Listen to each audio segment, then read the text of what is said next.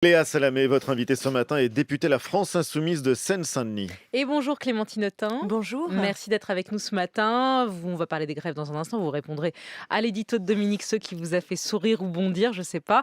Mais d'abord, question à la féministe que vous êtes et à la Mmh. femme qui avait eu le courage, il y a 15 ans, de révéler qu'elle avait été violée bien avant MeToo et le mouvement de libération de la parole des femmes. Hier, le réalisateur Christophe Ruggia, accusé d'agression sexuelle par Adèle Haenel, a été placé en garde à vue. Il y a le témoignage d'Adèle Haenel, il y a le livre de Vanessa Springora contre Gabriel Matzneff qui a Mmh. conduit le parquet de Paris à ouvrir une enquête. Est-ce que vous avez l'impression que là, vraiment, les choses bougent, la société bouge, la justice bouge et se bouge? C'est une déferlante. C'est une déferlante planétaire.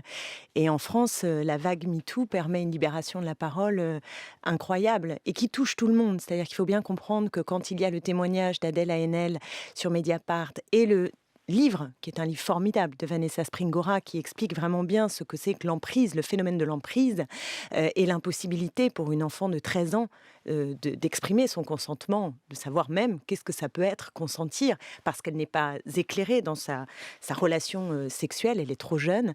Je trouve que l'impact est un impact sur l'ensemble de la société, parce que chacune et chacun voit bien qu'on touche à un phénomène qui est un phénomène de masse et que la libération de la parole est le préalable à le combat contre l'impunité et aussi pour la réparation des femmes victimes. Vous savez, quand j'ai initié avec d'autres un appel qui était le manifeste des 313, de mémoire c'était en 2014, donc avant la vague MeToo, j'ai appelé de très nombreuses personnalités, des personnalités du cinéma, des chanteuses, des femmes politiques aussi.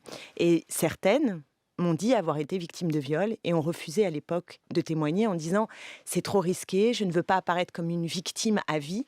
Et mon entourage à l'époque aussi, quand j'avais témoigné, me disait mais tu peux pas faire ça, tu peux pas t'enfermer dans le rôle de victime. Et là aujourd'hui quelque chose est en train de changer.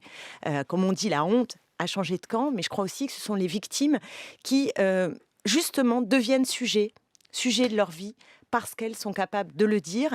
Et il y a un mouvement de sororité. Le mot sonne un peu curieusement aux oreilles, mais je pense que maintenant on le comprend, qui veut dire de solidarité entre les femmes et qui va bouleverser la société. Est-ce qu'il faut revenir sur l'âge du consentement? Le gouvernement voulait fixer l'âge du consentement dans la loi à 15 ans. Ils ont abandonné l'idée. Est-ce que vous demandez à Marlène Schiappa et au gouvernement d'y revenir et d'inscrire dans la loi cet âge du consentement? Oui, je l'ai demandé déjà il y a plus d'un an et demi par une question d'actualité au gouvernement où une jeune fillette de 11 ans avait été victime de viol et il y avait eu un non-lieu à l'époque. Donc on avait posé cette question-là et nous y reviendrons avec une proposition de loi dont la rapporteure est ma collègue Caroline Fiat pour justement qu'il y ait ce qu'on appelle une présomption simple de non-consentement pour, on peut discuter de l'âge entre 13 et 15 ans, est-ce que c'est 13 ans, est-ce que c'est 15 ans, mais je pense qu'il faut avancer vers ça parce que là, on a un problème avec les pouvoirs publics, hein.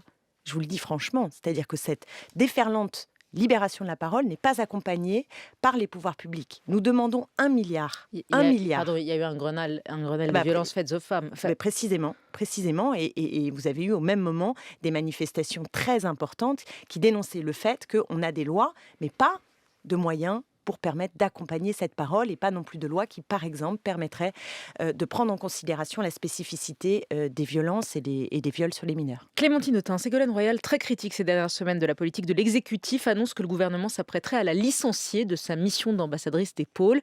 C'est scandaleux ou c'est normal? Moi, ce que je trouve un peu triste, c'est que visiblement ce poste d'ambassadeur, ambassadrice en l'occurrence des pôles, avait été un peu utilisé comme un remerciement à Ségolène Royal pour bon soutien à M. Macron. Et quand elle critique la politique d'Emmanuel Macron, lui explique d'un seul coup qu'elle n'a plus sa place. Après, bon, j'ai lu comme vous dans la presse que visiblement elle n'était pas à plein temps sur sa mission. Et je trouve ça quand même fort dommage parce que la question des pôles est une question environnementale très importante et géostratégique majeure. Donc il faut prendre au sérieux la question des pôles. Allez, on en vient à la réforme des retraites. Jean-Luc Mélenchon voulait déposer une motion de censure contre le gouvernement. Pour ça, il a besoin du soutien d'autres Mmh. groupes, puisque vous n'êtes pas assez nombreux, vous n'êtes que 17 députés à la France Insoumise et il en faut 58 pour déposer une motion de censure. Mais le PS et le PC ont dit non hier soir, c'est trop tôt, ils préfèrent faire la bataille sur le fond avant de censurer le gouvernement éventuellement.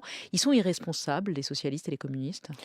Moi, je pense que le temps est venu de la motion de censure. Je vous donne mon sentiment et j'aurais aimé qu'on puisse avoir la possibilité d'être ensemble pour déposer cette motion de censure. Bon, s'il faut attendre, il faut attendre. Ce qui importe, c'est qu'en revanche, tous les groupes d'opposition de gauche au Parlement sont vent debout contre le gouvernement et mobilisés dans le mouvement qui est aujourd'hui massif contre cette réforme des retraites. Et c'est ça qui m'importe le plus. Voilà. C'était une façon, je crois, de dire que maintenant, ça suffit.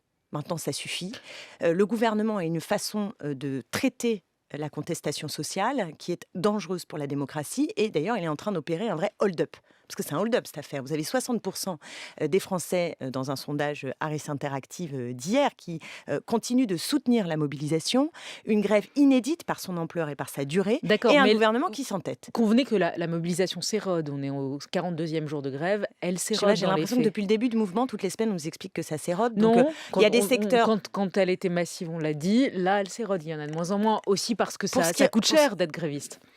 Pour ce qui concerne, par exemple, la SNCF, quand vous en êtes, ou à la RATP, où c'est très dur, j'étais sur un piquet de grève à Pantin encore hier matin, et c'est vrai que c'est très, très, très difficile.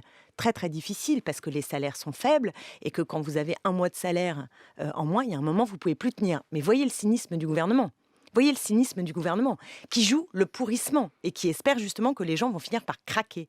Et qui fait, pour finir, c'est le sketch, si j'ose dire, de ce week-end, une espèce de diversion en expliquant qu'on va enlever l'âge pivot, mais finalement, pour peut-être le remettre en bout de course, puisqu'il donne un cadre qui est un cadre totalement contraint aux partenaires sociaux pour négocier quelque chose qu'ils ne peuvent pas négocier. La CFDT et l'UNSA ont salué ce geste. Bah, écoutez, ils étaient en effet arc-boutés sur l'âge pivot. J'espère qu'ils ne seront pas déçus de le voir revenir à la fin des négociations improbables. Parce qu'il y a 12 milliards à trouver. Les exonérations de cotisations sociales, le gouvernement ne veut pas y toucher. À partir du moment où vous êtes dans ce cadre contraint d'austérité budgétaire et de néolibéralisme, eh bien, il n'y a pas d'autre solution que de nous faire travailler plus longtemps et au final d'avoir des baisses de pension. Pourquoi vous parlez de déni de démocratie ? Je parle de déni de démocratie parce que Emmanuel Macron a fait, à mon sens, un calcul qui est de tabler sur les 20% qui lui permettront à la prochaine présidentielle d'accéder au second tour, d'être face à Marine Le Pen et évidemment, se dit-il, de gagner. Je pense qu'il joue dangereusement avec le feu. Et je vais vous dire franchement, à mon avis, il y a du Daladier dans Macron. Daladier, c'était en 1938, on se souvient, ou on ne se souvient pas. Je rappelle cette histoire qui a été merveilleusement décrite par le philosophe Michael Fouessel dans un livre qui s'appelle Récidive et qu'il faut vraiment lire, parce que ce qu'il nous dit, c'est qu'à l'époque, il y avait 36, il y a eu des mobilisations sociales très importantes. Daladier arrive là, en contre-feu justement, en rempart contre le fascisme, et il mène une politique à la fois austère, de réduction de la dépense publique, néolibérale, le terme apparaît à l'époque, et aussi de très grande répression à l'égard de ceux qui sont en grève, de ceux qui manifestent, de très grande répression. Et avec un fond Donc vous raciste, antisémite à l'époque. Pardon, vous accusez Emmanuel Macron de tout faire pour que Je dis le fascisme arrive au je dis pouvoir. qu'aujourd'hui, beaucoup de gens ont mis le bulletin dans l'urne en espérant un rempart à l'extrême droite et qu'aujourd'hui, il est en train de faire bouillir une cocotte minute et que heureusement que nous sommes là pour dire que la solution, c'est le partage des richesses, c'est le partage des temps de la vie, c'est la solidarité. Dernière question, Et Emmanuel la Macron, démocratie. Emmanuel Macron a haussé le ton hier contre les violences commises par les policiers, estimant qu'il faut un changement de déontologie. Il a demandé à ce que le ministère de l'Intérieur engage une réflexion approfondie sur le maintien de l'ordre. Est-ce que vous saluez la prise de conscience, le changement de ton ? Comme dirait l'autre, il vaut mieux tard que jamais, mais il a fallu quand même des morts en France. Je pense en particulier à Cédric, pour que le gouvernement, le président de la République, commence à avoir des mots. Mais il a parlé de déontologie. Et nous, ce sur quoi nous l'interpellons, c'est sur la stratégie du maintien de l'ordre. Quand vous continuez à utiliser des LBD, qui sont reconnus comme des armes de guerre à l'échelle internationale. Ça ne peut pas fonctionner. Par ailleurs, je pense qu'on peut avoir des stratégies de maintien de l'ordre qui protègent les manifestants, le droit de manifester, mais qui aussi ne mettent pas en situation si difficile les forces de l'ordre.